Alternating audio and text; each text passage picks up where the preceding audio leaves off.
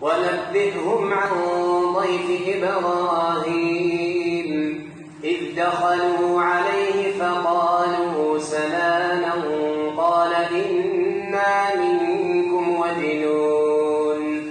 قالوا لا توجل إنا نبشرك بغلام عليم قال أبشرتموني على أن مسني الكبر فبم تبشرون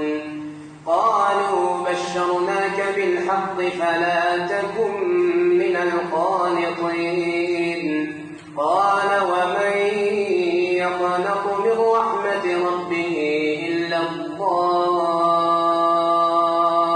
الضالون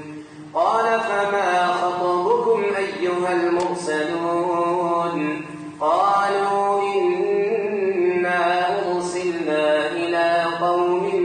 مجرمين إلا آل لوط إنا لمنجوهم أجمعين إلا امرأته قدرنا إنها لمن الغابرين فلما جاء آل لوط المرسلون قال إنكم قوم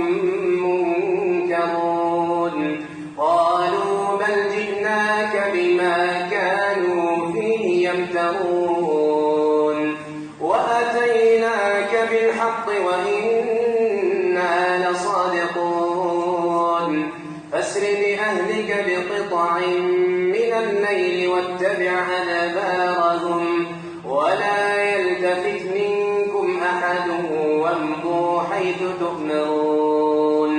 وقضينا إليه ذلك الأمر أن دابر هؤلاء مقطوع مصبحين